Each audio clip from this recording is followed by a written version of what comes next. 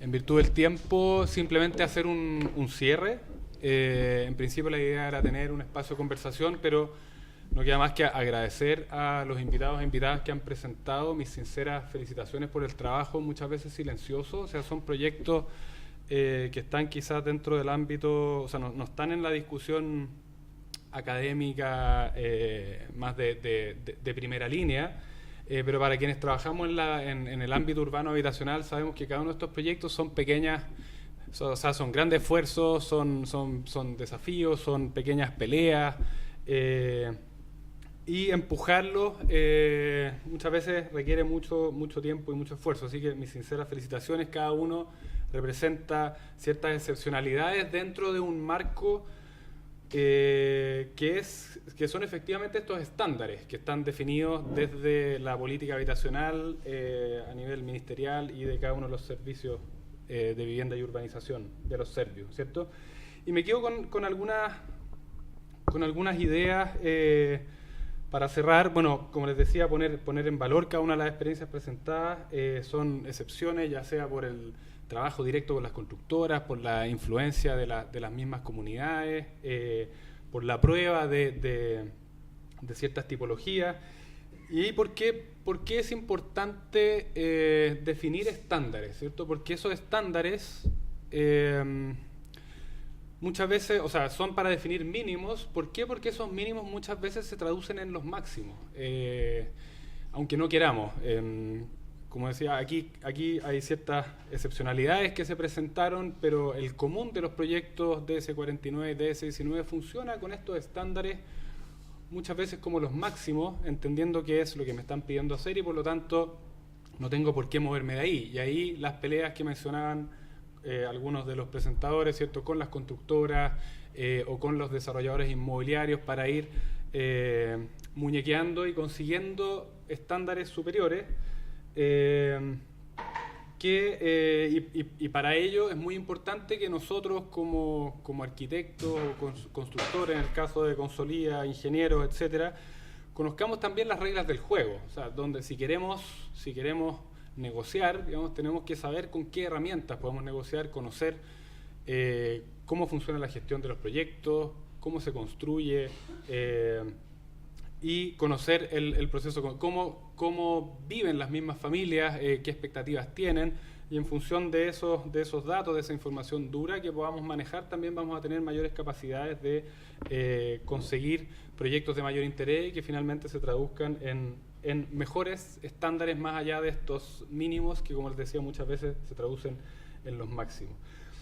Hay unas inquietudes también que me quedan. Esta de la estandarización que presentaba Álvaro al principio, detectada desde 1984. Yo hice una revisión para atrás también.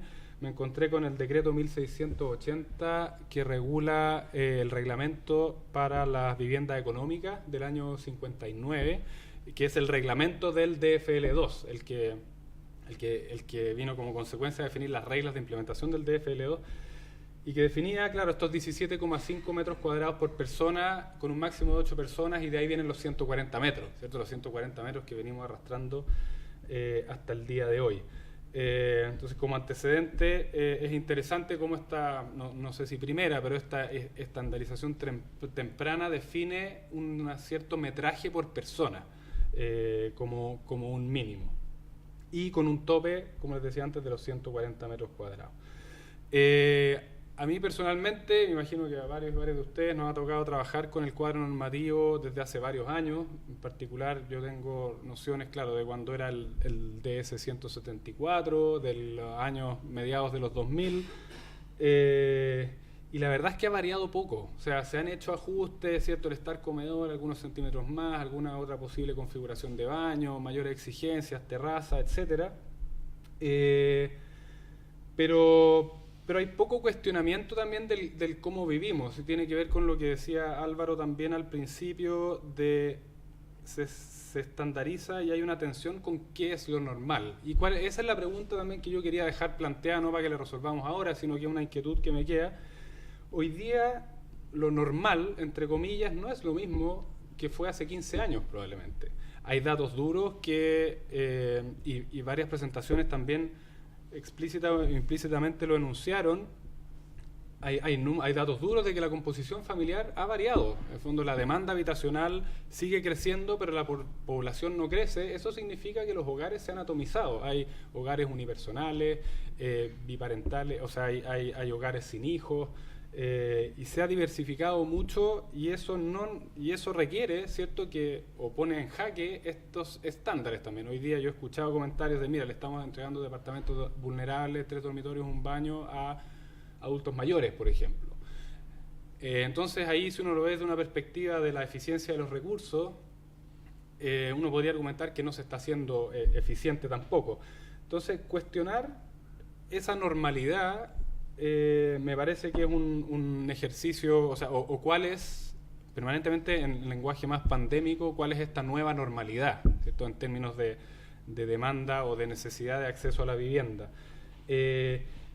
Y en ese sentido, poner en valor la tensión, elementos que Álvaro mencionaba al principio y que salieron en varias presentaciones, esta tensión entre el cuadro normativo y la flexibilidad. En el fondo, cómo con las reglas del juego nosotros podemos cumplir con las reglas, pero ofrecer 1, 2 o 3 derivadas más con la misma tipología que permita variaciones para distintas formas de habitar o distintas configuraciones familiares. Y eso tiene que ver, salieron los temas, ¿cierto?, con la relevancia de la definición de la estructura portante de estos proyectos, con la definición de la ubicación de las instalaciones. Muchas veces, por ejemplo, un caso súper típico que me ha tocado implementar, el tercer dormitorio se pone a continuación del estar comedor, bueno, que lo presentaban también EB Arquitectos, porque si alguien no lo necesitara, ese estar comedor crece. Entonces, poner también sobre el tapete, a partir de este cuestionamiento de la normalidad, de cómo, por una parte, esta estandarización también va cambiando sus reglas o va ampliando su definición. Y ahí está el ejemplo que les comentaba recién del reglamento para vivienda económica del año 59, que en ese entonces fue dictado por el Ministerio de Obras Públicas. Eso como un extremo, pero por otro lado también todas estas predefiniciones que van limitando muchas veces temas precisos, como que ahí yo vi que algunos lograron bypassarlo en algunos proyectos, pero yo siempre he tenido problemas con que la logia tenga que ser accesible desde la cocina. O sea, hoy día es un absurdo, no tiene ningún sentido. Viene de una concepción tradicional del servicio, ¿cierto?, de que el servicio, digamos, personal de servicio, que además va cada vez más en retirada, no es solo un tema de que no exista en segmentos de menores ingresos, sino que va en retirada en todos los segmentos. La logia tiene otro rol, digamos, no es que uno no cocina y lava la ropa al mismo tiempo, digamos, son actos totalmente independientes.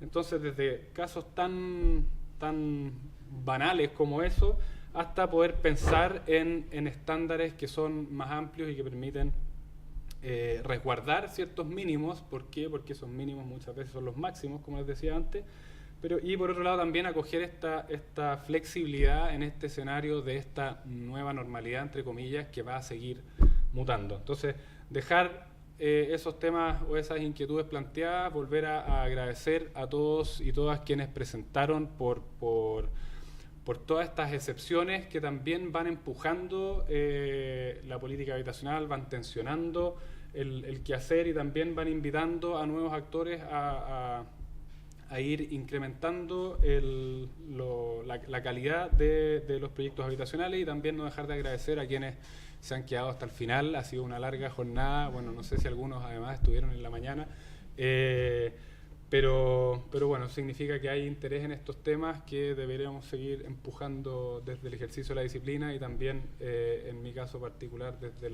la Escuela de Arquitectura.